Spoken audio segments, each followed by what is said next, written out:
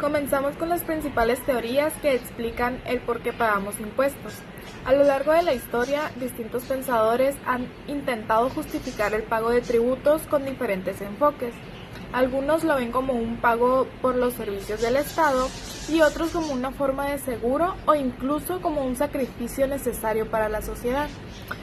A continuación vamos a ver las distintas teorías de la contribución tributaria. La primera teoría es la teoría de la equivalencia, la cual dice que el impuesto es el precio que los ciudadanos debemos de pagar por los servicios públicos que recibimos, como la protección de la vida y del patrimonio. En segundo está la teoría del seguro, la cual dice que los impuestos funcionan como una prima de seguro que garantiza la seguridad de los bienes y derechos de las personas frente a algunos riesgos. En tercer lugar tenemos la teoría de la contraprestación, la cual dice que el impuesto cubre los costos de administrar y de mantener el capital nacional, es decir, los recursos e infraestructura del país. Después tenemos la teoría del sacrificio, que dice que los impuestos implican un sacrificio económico, pero deben de atribuirse equitativamente para minimizar el impacto en la producción y en la economía. Y por último, en quinto lugar, tenemos la teoría impositiva, la cual dice que el pago de impuestos es un deber inherente del ciudadano, sin necesidad de una justificación especial, siempre que beneficie el interés general. Ahora hablemos de la relación tributaria, es decir, quiénes intervienen en el proceso de pago de impuestos y cuáles son sus responsabilidades. El Estado, como sujeto activo, es quien cobra y establece los impuestos, mientras que el sujeto pasivo, es decir, nosotros los contribuyentes, debemos cumplir con una serie de obligaciones. En primer lugar está el sujeto activo, que es el Estado y es el sujeto activo en la relación tributaria. Su función es aplicar y hacer cumplir la ley tributaria, incluyendo la determinación y recaudación de impuestos. Después está el sujeto pasivo y sus obligaciones. El sujeto pasivo es quien debe de cumplir con el pago de impuestos y con otras responsabilidades fiscales. Sus principales obligaciones incluyen el ser auxiliar en la fiscalización, cálculo, retención y pago de impuestos. En segundo, ser responsable solidario en ciertos casos y actuar como pagador del impuesto cuando este sea necesario y cuando corresponda. Luego están los tipos de sujeto pasivo, que en primer lugar está el principal o el directo, que es el contribuyente obligado por la ley. Y en segundo lugar está el responsable solidario, que puede ser un tercero relacionado que asume ciertas obligaciones tributarias. Y por último hablemos de las obligaciones primarias y secundarias. En primarias es pagar el tributo y en las secundarias es realizar o evitar ciertas acciones en cumplimiento de la normativa fiscal. Ahora pasamos a las características de la obligación tributaria. La obligación tributaria no es algo opcional, sino que nace directamente por la ley. Su principal objetivo es financiar el gasto público, pero en algunos casos también se usa para influir en la economía o en el comportamiento de la sociedad. Vamos a ver cómo funciona esta obligación y cuáles son sus propósitos principales. Primero, vamos a ver la obligación ex lege, que es la obligación tributaria que nace por disposición de la ley. En primer lugar está el sujeto activo, que siempre es el Estado. Siempre se trata del Estado y a través de sus órganos de recaudación. Después tenemos el sujeto pasivo, que son los contribuyentes, ya sean personas físicas o personas morales, que deben de cumplir con el pago de los impuestos. Y después está el objeto de la obligación tributaria, que pues en primer lugar está recaudar recursos para cubrir el gasto público. Después están los fines extrafiscales, que además de recaudar los impuestos, también los pueden buscar. Y está regular la economía que un ejemplo de esto pueden ser los aranceles en el comercio exterior y generar efectos sociales como por ejemplo impuestos a productos nocivos como alcohol y tabaco. Ahora pasamos a los sujetos de la relación jurídica tributaria. En una relación tributaria hay diferentes sujetos con roles específicos cada uno. El Estado es quien exige el pago de impuestos, mientras que los contribuyentes son quienes los pagan. Pero también existen terceros relacionados, que pueden ayudar a ciertas obligaciones o incluso a asumir responsabilidades fiscales. Veamos cómo funciona esta estructura de los sujetos. En primer lugar tenemos al sujeto activo, que se refiere al Estado, representado por el fisco, y tiene derecho de exigir el pago de impuestos. En México, los sujetos activos son el gobierno federal, los gobiernos estatales y los gobiernos municipales. También incluye organismos fiscales autónomos como el IMSS. Después tenemos el sujeto pasivo, que se refiere a los contribuyentes. Se refiere a persona física o moral obligada al pago de impuestos. Y entre sus obligaciones está la obligación primaria, que es la de pagar las contribuciones que le corresponden, y en secundarias está cumplir con normas fiscales como reportes y declaraciones. Un tercero relacionado puede ser una persona vinculada con el contribuyente por una relación no tributaria, es decir, laboral, mercantil, civil, familiar, etc. Algunas de sus posibles responsabilidades son el calcular, retener y pagar impuestos, ser auxiliar en la fiscalización, en algunos casos es responsable solidario, y esto es fundamento legal del artículo 26 del Código Fiscal de la Federación. Ahora pasamos al tema de hecho generador de la obligación tributaria. Para que exista la obligación tributaria, primero debe ocurrir un hecho generador, es decir, tipo una situación específica que la ley reconoce como motivo para el cobro de impuestos. Veamos cuáles son sus elementos y cuál es la clave en el sistema fiscal. Principalmente, ¿qué es el hecho generador? Es la situación o evento que da origen a un tributo, y también se reconoce como hecho imponible, hecho tributario o hipótesis de incidencia tributaria. Luego tenemos los elementos del hecho generador. En primer lugar está la hipótesis o presupuesto, que se refiere a la situación prevista en la ley que activa la obligación tributaria. Después está el mandato, que debe de ser legal de pagar el tributo. Y por tercera está la sanción, que es la consecuencia por incumplimiento como multas o recargos. Después están las características del hecho generador. En primer lugar está el sujeto, que es la persona física o moral que realiza la conducta agravada. Y en segundo está el objeto, acción o situación que origina el tributo. Después tenemos los elementos esenciales. En primer lugar está el que debe de estar previsto por la ley y que debe ser reconocido como un hecho jurídico en materia tributaria. Ahora pasamos al hecho imponible de la obligación tributaria. El hecho imponible, también llamado hecho generador, es la clave para determinar cuándo se debe de pagar un impuesto. En México, este concepto se aplica en leyes como la ley del IVA, donde se establece qué actividades están gravadas y qué consecuencias existen si no se cumplen con las obligaciones tributarias. Veamos un ejemplo práctico, que en primer lugar está que el hecho generador,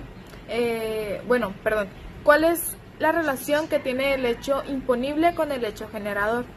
El hecho imponible es lo mismo que el hecho generador.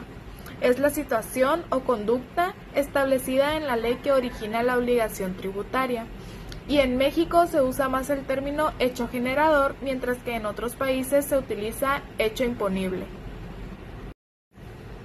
Como un ejemplo tenemos el artículo 1, el artículo primero de la IVA. el cual dice: el presupuesto es para personas físicas o morales que realizan actividades gravadas por la ley del IVA. Mandato: deben pagar el impuesto con una tasa del 16% sobre los valores establecidos en la ley. Y sanción: en caso de incumplimiento de esto, se aplican el pago de contribución omitida, actualización de recargos y multas y gastos de ejecución. Esto según los artículos 17A, 21, 76 y 152 del Código Fiscal de la Federación. Ahora pasamos al nacimiento de la obligación tributaria. El nacimiento de la obligación tributaria es el punto de partida del deber de pagar impuestos. Una vez que ocurre el hecho generador, el contribuyente debe cumplir con su pago. De lo contrario, puede enfrentar sanciones. Veamos cómo funciona este proceso y su impacto en la relación tributaria. ¿Cuándo nace la obligación tributaria? Esto ocurre cuando se realiza el hecho generador previsto en la ley fiscal.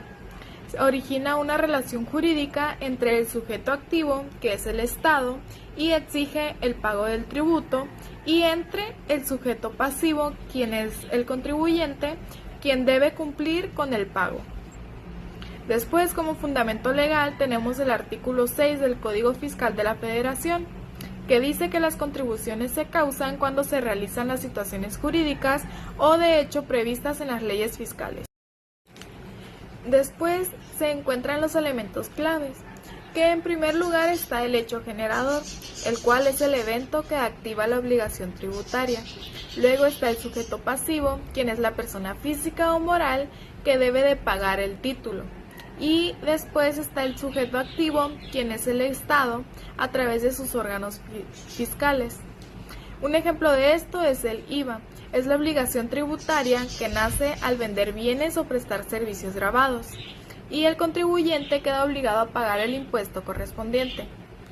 Por último, tenemos las consecuencias del nacimiento de la obligación.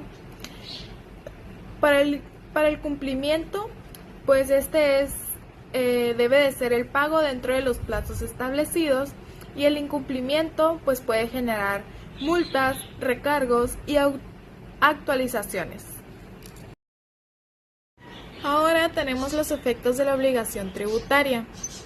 El pago de impuestos no solo impacta al contribuyente directo, sino que también puede trasladarse a otros, como en el caso del IVA y del IEPS. Además, existen diferentes estrategias para minimizar la carga fiscal, algunas legales y otras no. Veamos cómo funcionan estos efectos y su impacto en la economía. En primer lugar, está la incidencia de las contribuciones.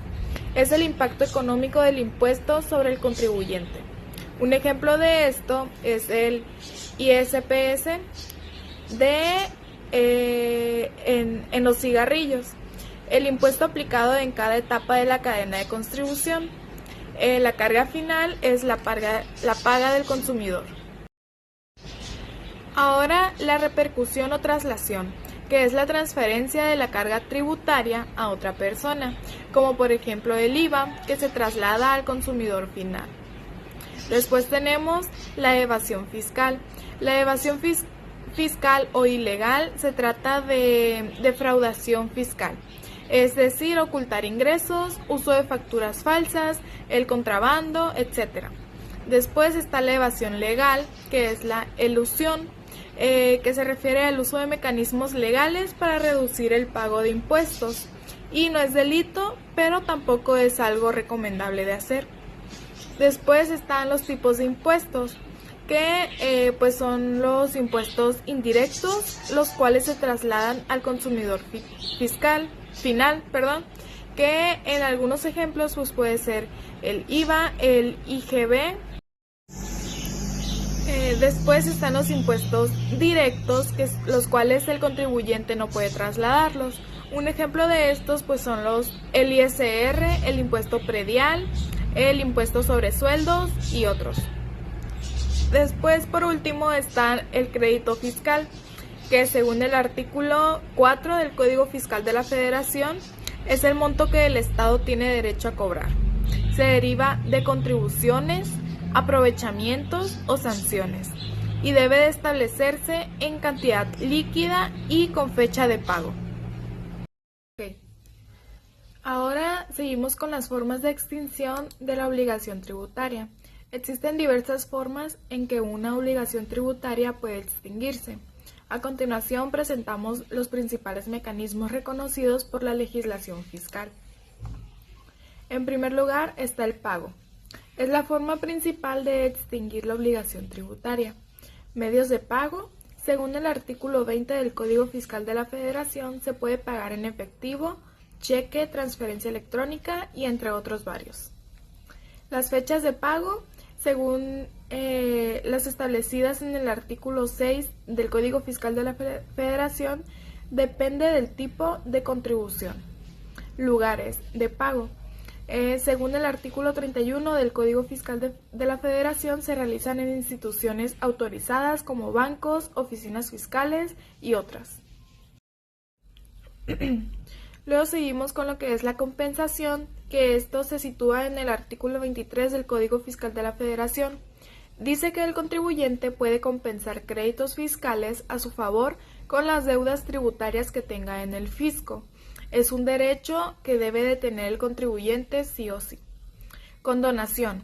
Esto va situado en el artículo 39 y 74 del Código Fiscal de la Federación y dice que la autoridad fiscal se puede perdonar total o parcialmente una deuda tributaria, siempre que se cumpla con ciertos requisitos legales. Después tenemos la prescripción y dice que la obligación tributaria se extingue por el paso del tiempo si la autoridad fiscal no la reclama dentro de los plazos establecidos por la ley, que generalmente llega a ser un plazo de 5 años.